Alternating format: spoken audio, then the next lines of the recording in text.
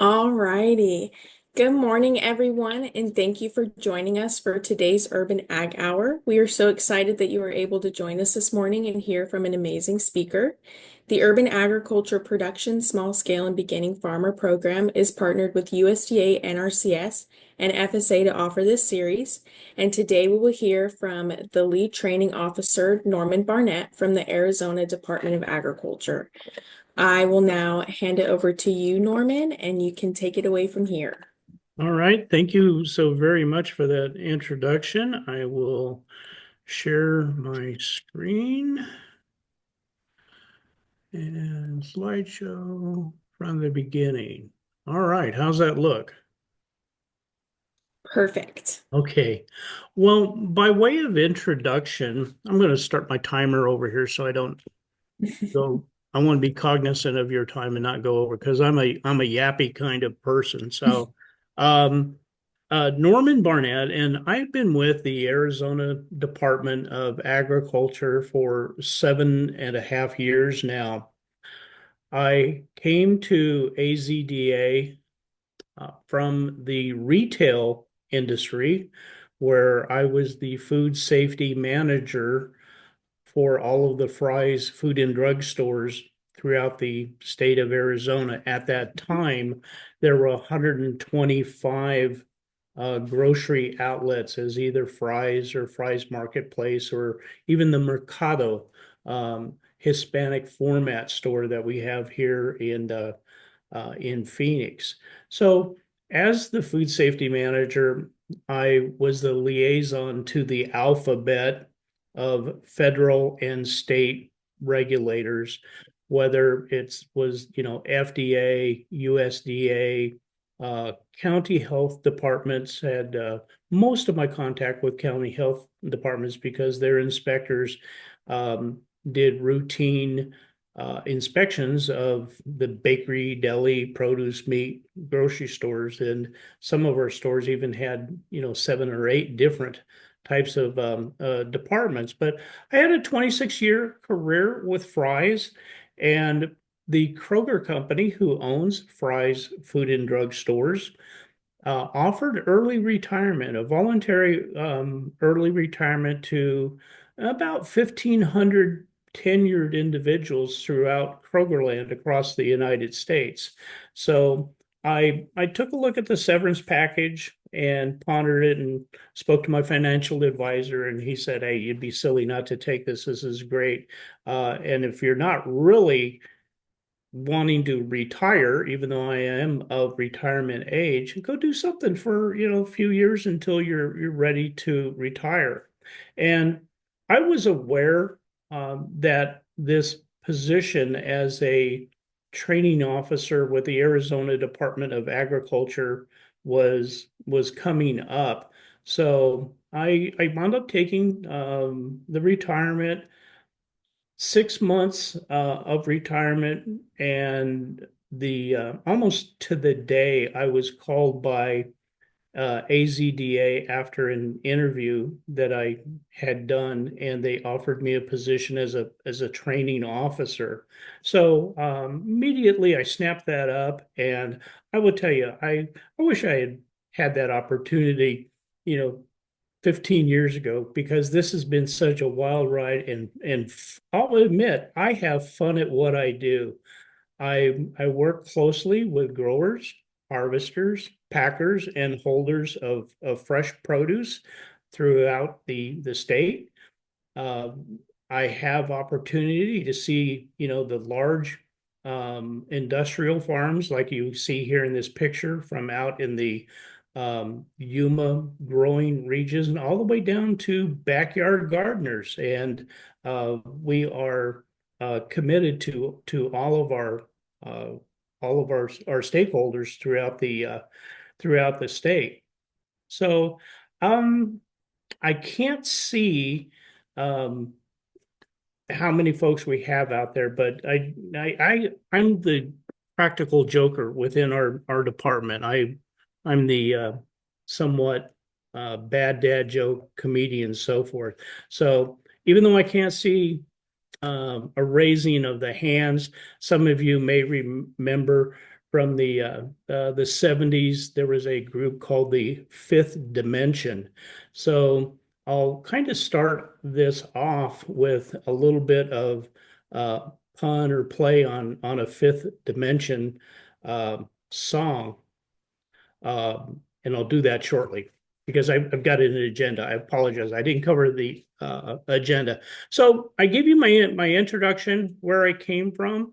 As I said, I don't have a farming background, but I had the background in teaching food safety education, liaison with government entities and so forth.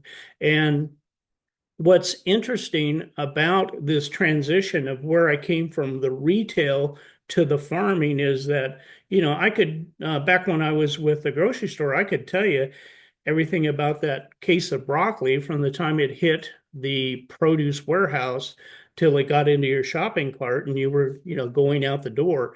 But over the past 7.5 years, we actually get to see the front end of that on the growing, harvesting, packing, and holding before it ever gets distributed to the stores.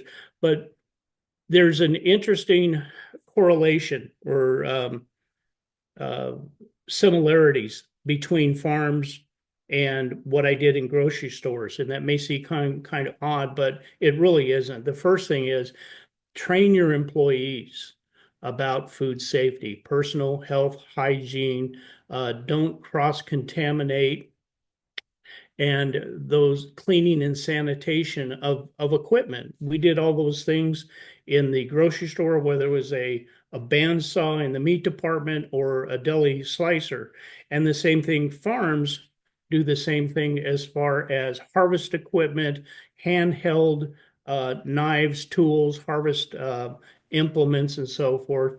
And of course, personal health and hygiene is extremely important. So it's basically taking those same concepts of food safety and putting it into a different environment. So there was that combination there. So that's kind of a continuation of the introduction, I should say. I will cover the mission of the Arizona Department of Agriculture and share with you the wonderful and incredibly large economic contributions that agriculture of all sorts play to the states. I want to share with you also a brief overview of the different divisions that are within AZDA and some of the things that are happening as far as consolidation that our new director is working on as well. I am involved in something called the FSMA Produce Safety Rule. If you're not familiar with that, that means the Food Safety Modernization Act, and it has numerous aspects to it, but one of them is produce safety, and I'll delve into that a little bit more. I want to share with you also the educational opportunities we can provide to you as a grower on an urban or rural um, uh, a stage there. We do have free consultation services. Share that with you, and some of the challenges that agriculture is facing, and wind up the presentation with some Q&A. As I said, I do like to start out with a little bit of humor, and again, I'll get back to the slide that I have about the fifth dimension. Now, I'm going to let you contemplate on this one, and I wish I could hear you chuckle because personally, I think it's hilarious. Dun, dun, dun, dun, dun, age of asparagus. Okay, I know. Don't quit my day job. So, all right, let me get right into the presentation. The first is our mission. Above anything else, personal health and safety of our consumers is paramount, not only through produce but also the livestock and poultry communities and so forth. It has to be first because no one wants to see someone get sick or there be an outbreak associated with some sort of microorganism, and the the prevention of such things happening is foremost in our list. And also, advancing and supporting agriculture. As I mentioned, the we deal a lot, obviously, with the large farms out of Phoenix and the Yuma growing region, but I also work very closely with small farms as well, because you're all part of the overall agricultural community throughout the states, and also the necessity to safeguard commerce. There's a tremendous economic contribution to the state of Arizona. And when one of these outbreaks or something occur, even though it may not be tied to Arizona, it has a ripple effect, if you would, because that's just the nature of what it is. I'll give you an example. When I was in the grocery business, we had to deal with many recalls and so forth. But one of the big ones that had a tremendous ripple effect was a recall that an outbreak that originated out of the Rocky Ford area of Colorado, where cantaloupes were contaminated. And it was tied to a specific farm up in Colorado. Yet, uh, you couldn't sell a cantaloupe in a grocery store. The majority of people simply just didn't trust the the um, the commercial cantaloupes that were coming in, even though we put up signage alongside the cantaloupes that these cantaloupes are grown in Yuma or within Arizona. The that commodity took a tremendous hit, and the same thing has happened with tomatoes and cucumbers and so forth. So, getting that information out there and safeguarding commerce is extremely important to us, because the economic contribution to Arizona. And speaking of economic contribution, just a little bit of information.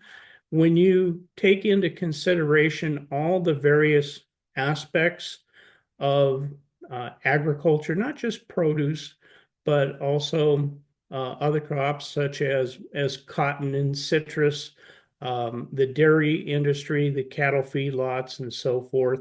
We're looking at over $23 billion in gross revenues and so forth to the state of Arizona. In the Yuma area, during the season from, say, November to the beginning of April, they're putting out incredible amounts of produce, not only sent to other states, but also exported to various countries around the world.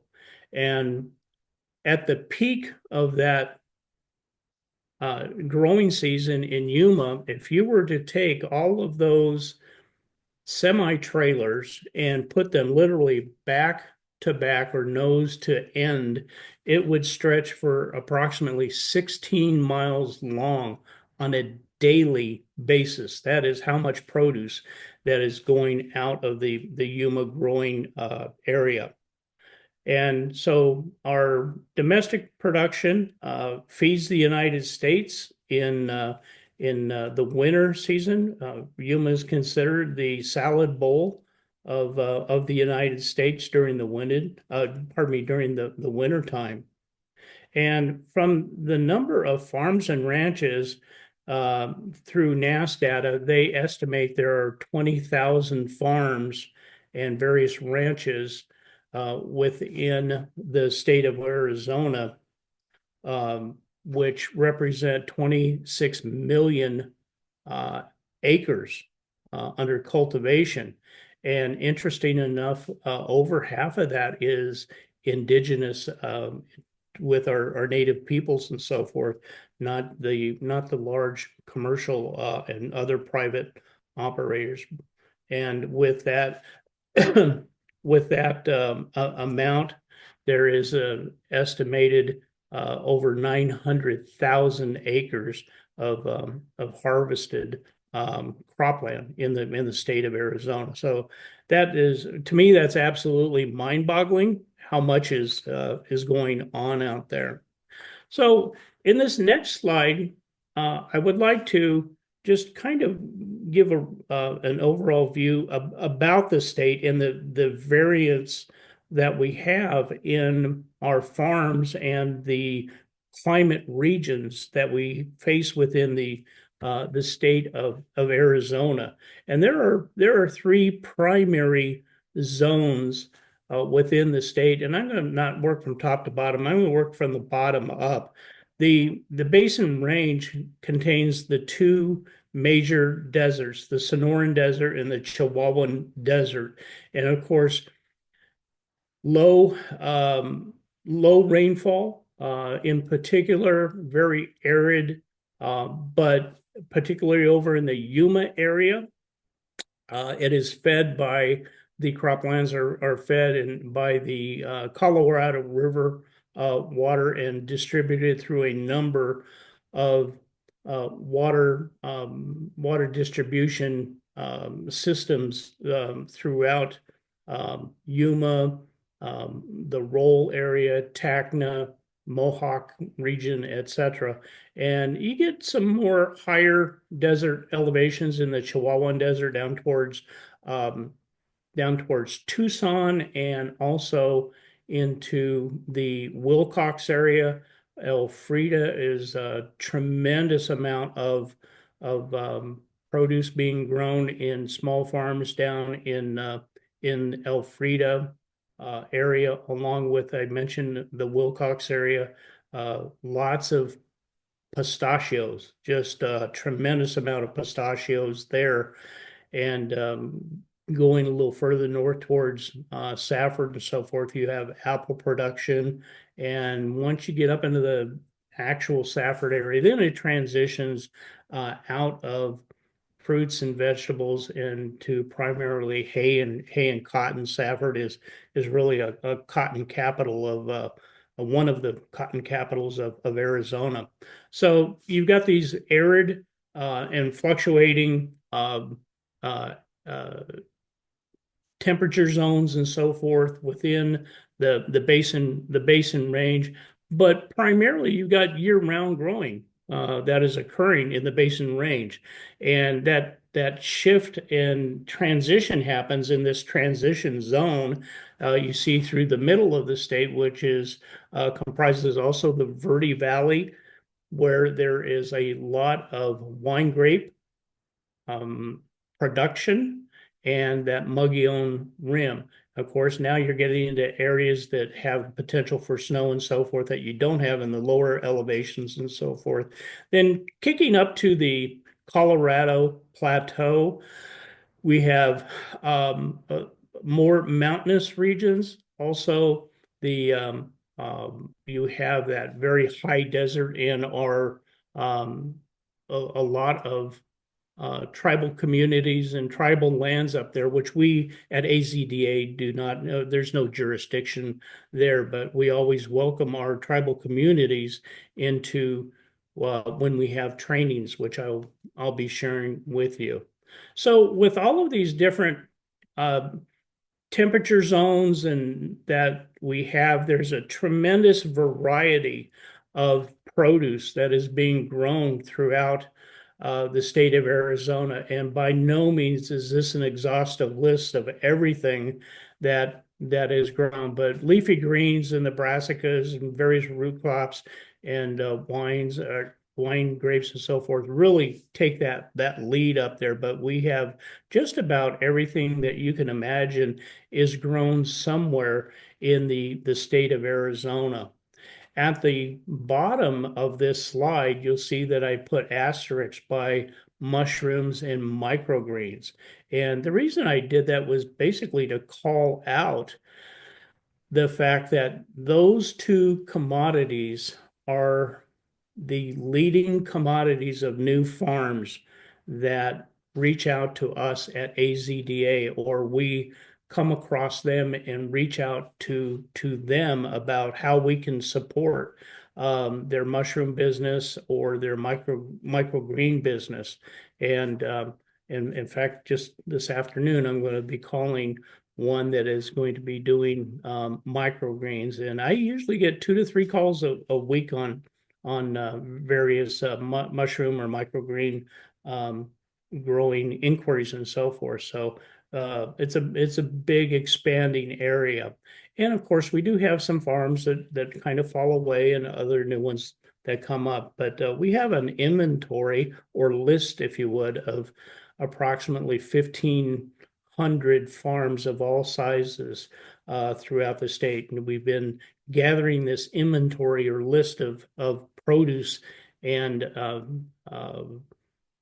uh, citrus, fruit, vegetable farms for the purposes of this FSMA produce safety rule. Um, I think it's really important too. I really wanted to put this in here too about the viticulture areas that are within the state. I mentioned down in the Wilcox area, but also I don't want to not mention Sonoyta. The uh, viticulture areas are there is kind of where it started and has migrated up into the Verde Valley uh, area, and that was established in 20. The the VVAV was started in 2021, and I was trying to get some data on it, but and I think this next item is going to be way under estimated, but in 2022, Verde Valley, 239 acres of grape production, which I believe is actually much, much more until I can find some more accurate data on that. There's 35 various farms and 115 winery permittees that are listed with the Arizona Department of Liquor License and Control. But uh, the over half, which I found interesting, over half of the winery employment, it does come out of the Verde Valley. And even though there's so much down in the Wilcox and Sonoyta area, and of course, it's a tremendous contribution to our states and the various local economies in Sonoyta and Wilcox and all of the Verde Valley areas, and has also become a big tourism locations or destinations, I should say, to tour for the wine areas. And speaking of destinations or locations, I snuck this slide in here to you to let you know where the Arizona Department of Agriculture is is located. And we had been for decades directly across the street from the Capitol, but a couple years ago, in consolidation, the Arizona Department of Agriculture was moved into the what's referred to as the Natural Resources Building on 11th and Washington, and it's easily found by the historic Evans home, which is out in the courtyard area right in front of the building. But we're located up on the first floor. If you ever have need to for say licensing or any other issues, don't go to the old building across from the Capitol. Just go a few blocks down the street to here at 11th in Washington, or give me a call and I can direct you to it or even provide you a map to it if you would like that. So we do have 3 AZDA offices, and they're local. The primary one is here at the Natural Resources Building in Phoenix. Yuma has 2 offices. One is for citrus fruit and vegetables, and the other is for the plant services division as well. So our office is a little bit smaller than the other one for plant services. And of course, giving the amount of produce warehouses that are in the Nogales and Rio Rico area, down in Santa Cruz County, we have offices there, and we've outgrown them, and they're now working on moving us into another building that has been leased. We're really looking forward to that. So I mentioned that I want to share with you some of the divisions and the consolidation that is occurring, but there is one particularly for you folks is this first one. Be familiar with the agriculture and food support systems, and I'll give you a little breakdown on that. We have a laboratory, we have animal services, various boards and councils. Citrus fruit and vegetable is where I am located at. Of course, the office of the director, environmental services and pest management, along with plant services, and even weights and measures, something that you encounter every day, whether you're buying something at a store or pumping a gallon of gasoline. Weights and measures is out there making sure that you're getting a pound for a pound and a gallon for a gallon.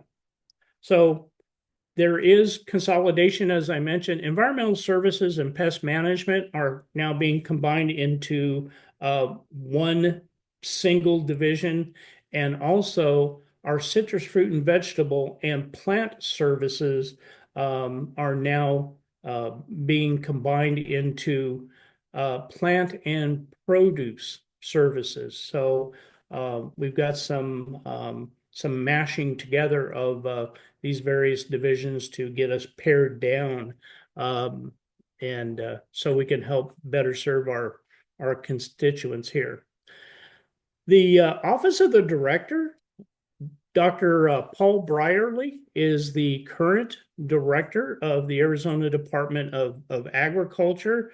He comes to us after a wonderful career at the Arizona Yuma Ag Center for desert agriculture there on 8th Street on West 18th Street in Yuma, where he was the director, the executive director, ran the entire research facility there, along with the several hundred acres of planting that's done for research purposes there. And he also came with a wonderful background as a former director at the Farm Bureau as well. So Paul has been with us for a couple years now. Just in a couple months, he'll be celebrating his 2-year mark with us when he took over.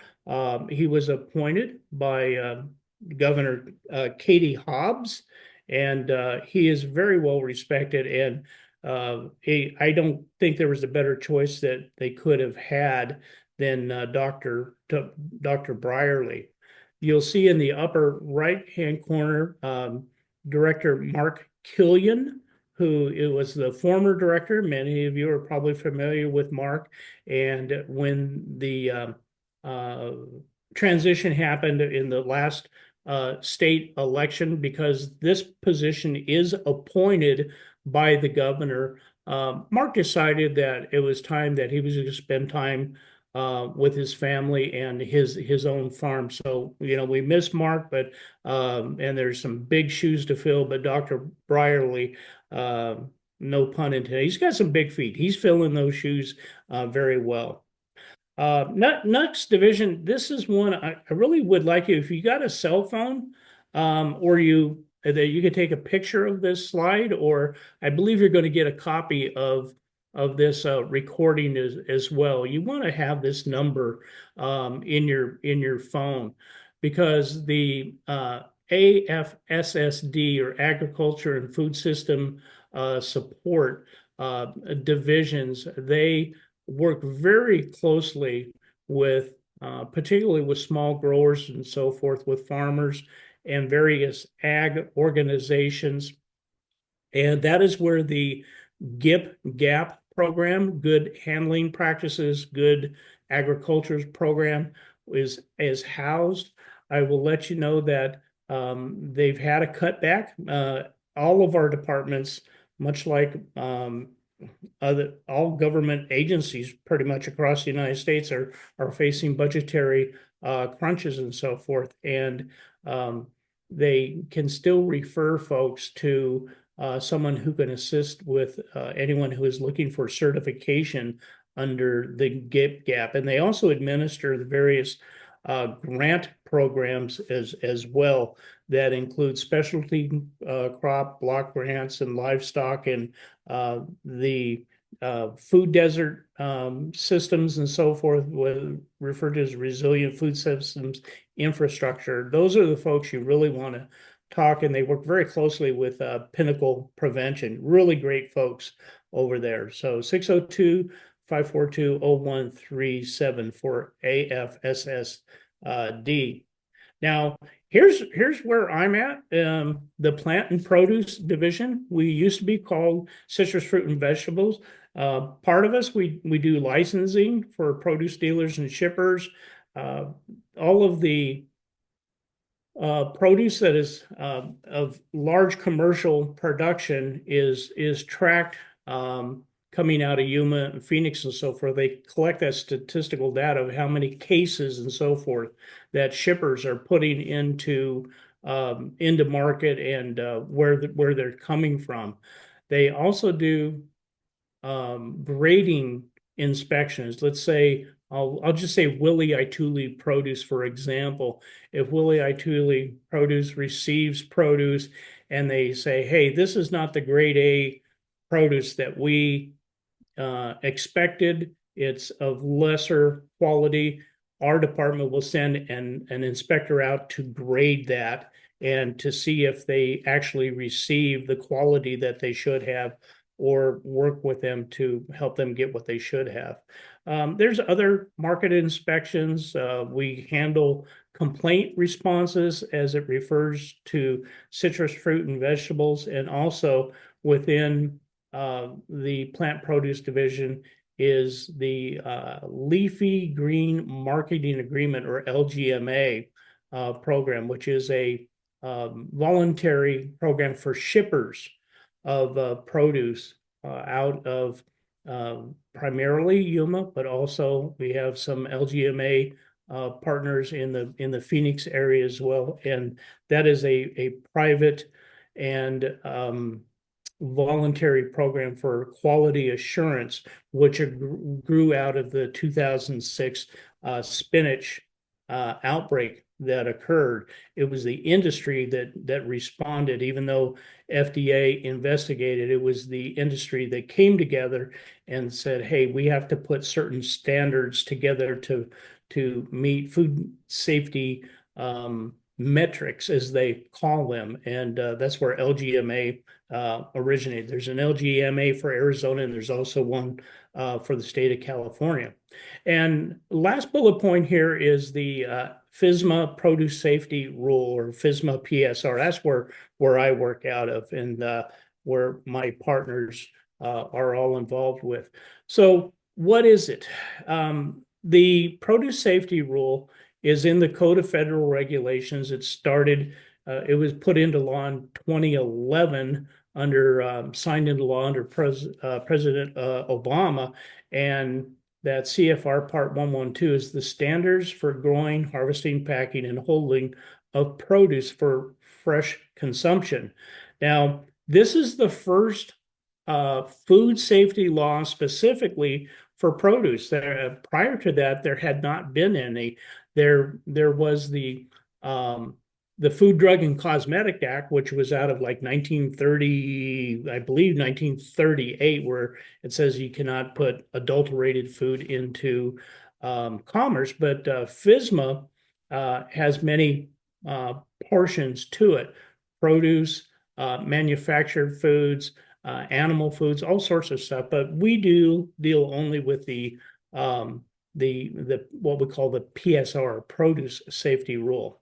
And arising out of that, when I came on in 2018, we began a required farm registration, which never existed before. We had no idea how many produce farms were out there, because farms were not required to register with us as they are now. And we have that registration process in place now. We also offer food safety training that is farm oriented. And I've got a slide on that as well. And we do consultations, which we call the OFRR, or On-Farm Readiness Review. And we also, under CFR Part 112, have regulatory inspection authority of farms. And when I say applicable farms only, there are some farms that are not subject to the produce safety rule based on various criteria. And in my experience of working with small urban and rural farms, the vast majority of them are exempt from the produce safety rule, but we still need to register your farm with us so we know that you're out there. So speaking of registration, what we do, we identify farms that are subject to this FSMA PSR, or Produce Safety Rule. But I feel it's equally important to identify those farms that are not subject to the rule. We have limited resources. You saw the team photograph in the last slide. We cannot send our inspectors to every farm, and the FDA actually built in to the FSMA produce safety rule exemptions. So if you're a small farm, up to doing $500,000 in gross annual income. It's not based on acreage. It's about how much you put into commerce. You could be eligible for a exemption. I have a bullet point here that says non-covered commodities or personal consumption. So not all commodities are covered under the produce safety rule. If you are growing, say, potatoes, there's a kill step. For potatoes, I mean, people could eat potatoes raw, but they simply don't.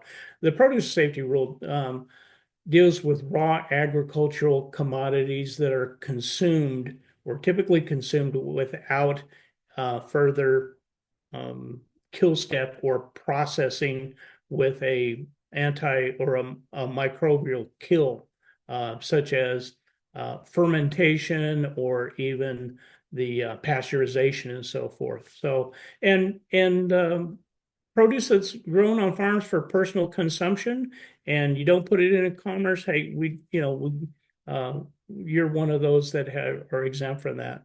And there's other levels of exemptions. For example, if you have more than 50% of what you sell is direct to the public, to food establishment and grocery stores that are within 275 miles of your farm, you're eligible for an exemption too, which is really great. And we encourage our farms to take advantage of that exemption, and we give you a certificate of exemption as well when we register you with Arizona.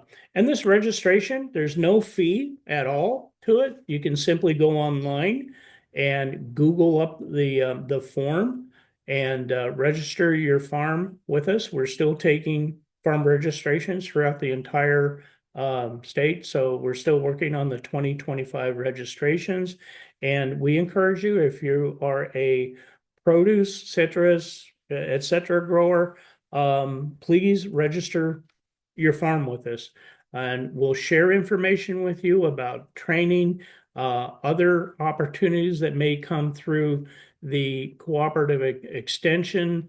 There's lots of information that we share with you, but I want to let you know we do not sell the list of our farms out there. So you're not going to be pestered by someone trying to sell you products for your farm. We keep that information private. Also, training opportunities. This is cool. This is another thing that we do within our division. We have on a monthly basis a Produce Safety Alliance grower training course, and we do it by way of Zoom. Thanks to COVID, we used to do these in person, but it was very costly, and we found that doing it by way of Zoom is not only good for us, but it's also good for the attendees because there's no travel involved or anything such as that. And the topics that we cover, you see listed here, worker health and hygiene. Hey, same thing as a grocery store. Different on the second one, biological soil amendments. Here we talk about manures and compost and what I call the good old poo talk. And we share information how to mitigate issues with either domestic or wild animals as well. We have two sections on ag water, uh, pre-harvest water, or what you would typically consider irrigation water, but also the water that is used at the time of harvest and post-harvest as well. The other bullet points there, teaching on equipment, tools, buildings, sanitation, and post-harvest handling, sanitation, and how to develop a farm food safety plan. We hold these monthly, but because of budgetary cutbacks, we are going to go bi-monthly beginning in August. So right now, our May class is closed. It's to capacity, if we would, but we do have spots in our June class, and we're going to skip July and then begin off in August and then every other month. As I mentioned, it's by way of Zoom, and you can train from the comfort of your office or your home, and we split it between 2 half days from 7:30 in the morning, like it's actually 7:45, typo error there, 7:45 in the morning to 1:30 each day, and it is free at no cost to you. And we will send you a spiral brown notebook that was put together by Cornell University about the grower training course. And we also offer on-farm consultation to farms of all sizes, everything from the big guys up in over in Yuma to a backyard gardener. We will come and at your invitation, it's free and voluntary. We are not there to do an inspection. It is just a consultation, and we'll take a look at, and you can share with us your gaps or good agricultural practices. And if we can make a recommendation, cool, we'll make a recommendation. But you're not required uh, to do that. So we're there as a resource to you. And if you do take the PSA grower training course, we will give you templates and so forth to write a farm food safety plan. And at any time, we'll come back out if you want, and you can show us upgrades or whatever we may do. And we also have a bilingual option, not only for our PSA grower training, but also for the on-farm consultation. Here you see a picture of myself and my partner, Valentin Casillas, who's based in Yuma, but I'm based in Phoenix, but we do travel across the entire state of Arizona. So those are the things that we can offer to our small urban and rural farms. And we truly are at your service. I like to consider that I came out of the grocery business. And of course, that is very important as far as customer service. And I try to bring that customer service attitude and mindset to you because you are my customer. And we want to make sure that we are meeting your needs. If it's something that we can't do, we want to point you in the right direction, whether it is possibly to the USDA or to the other divisions within us, or the cooperative extension, which we have a great partnership with the good folks at cooperative extension. This next slide was just a little tribute to a lot of our farmers across the state of Arizona. Quite frankly, I love getting out to small farms. They're much more interesting because you can go to a 1,000-acre broccoli farm in Yuma and go to another 1,000-acre broccoli farm in Yuma, and they're going to be pretty much the same. But the diversity that we have in small farming, little family farms and so forth is just wonderful. And I love working with these folks, and also working with our great partners at the various farmers markets throughout the state of Arizona to help us get information out about us, about training, and also getting out and visiting with farmers markets as well. As I said, I'm not an inspector. I'm just out doing research, not probably not research, but outreach to various farms. So great partners to be working with. And I'll wind up with, or kind of wrap this up, because the state does have some challenges ahead. We all know the problems that we're having with water. We're in a 11-year drought here with actually no um, no end in sight. I hate to say that unless we get a couple good winters with tremendous snowpack up in the Rockies. That's one of the challenges. We're also facing a lot of urban encroachment with a lot of farms that are being gobbled up by residential and commercial areas.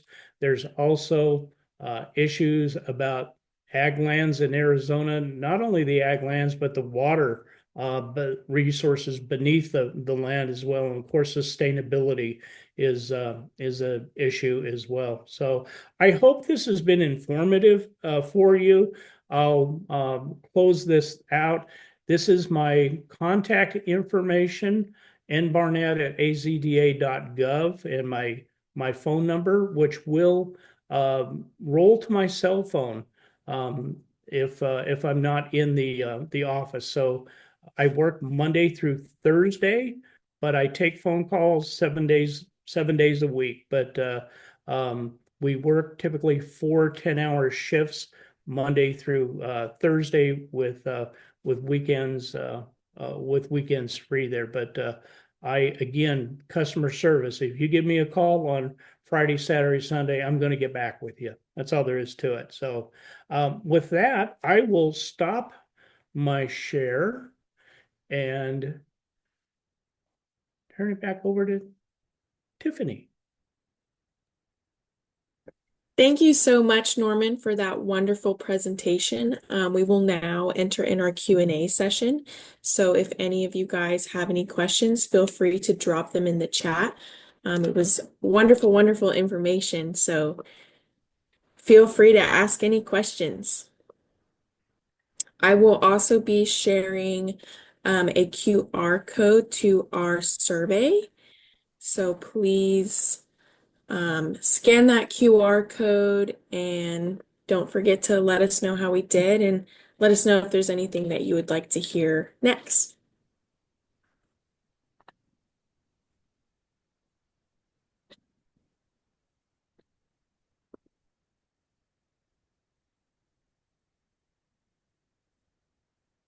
All right.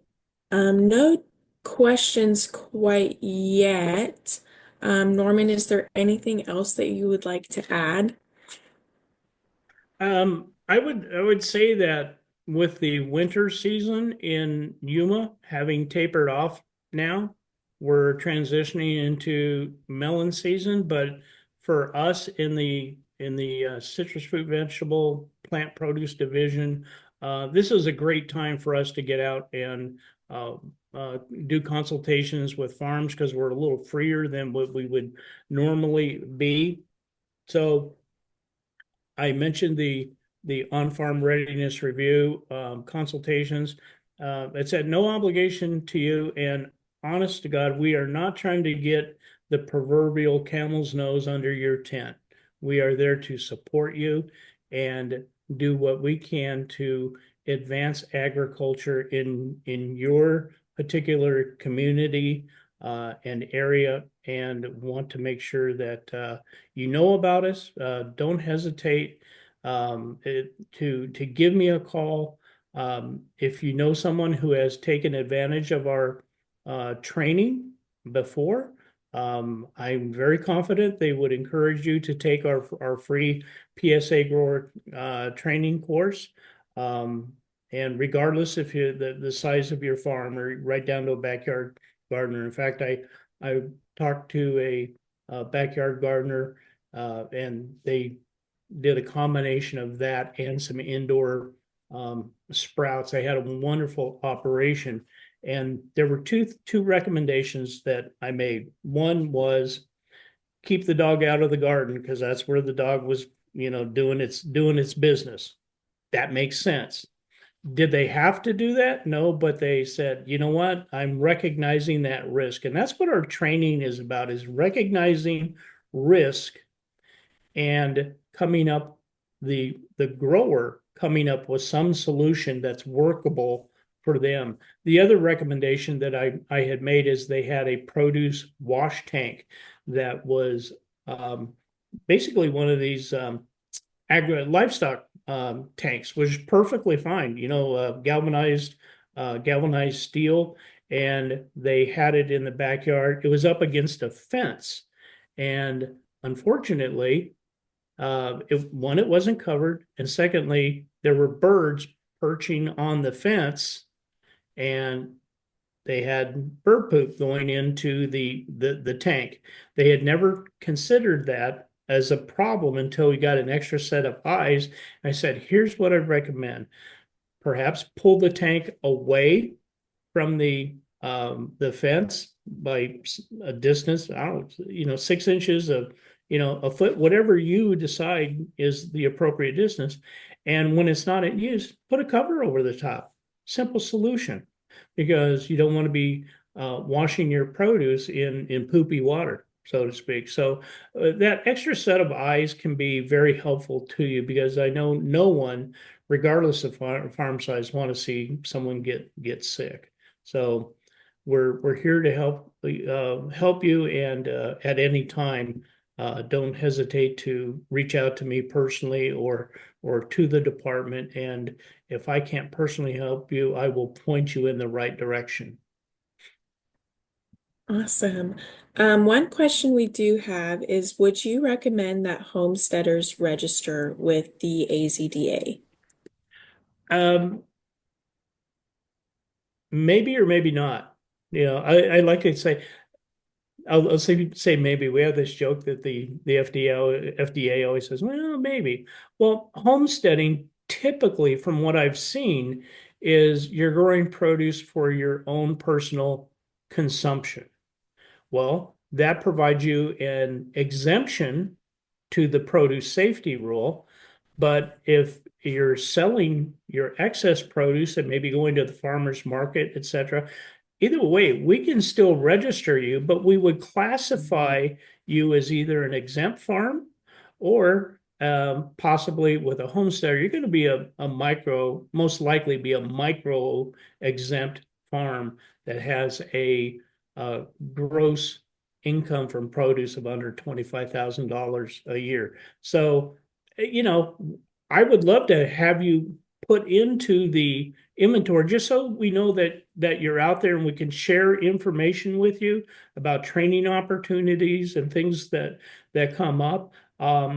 So I think the bottom line is, yeah, if you're a homesteader, we'll allow you to register, but we'll classify you properly as to whether or not you would be subject to a rule. And chances are, you're not going to be subject to a rule. But we do get our funding based on the number of farms that we identify. So that helps us with our grant money that comes from FDA.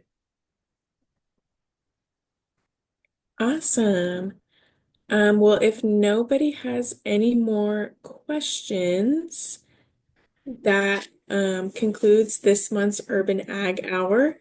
So thank you all for attending this month, and thank you again to Norman to presenting some wonderful information. We hope to see you next month on our Urban Ag Hour on May 21st. And again, we really thank Norman for being here today and taking the time out.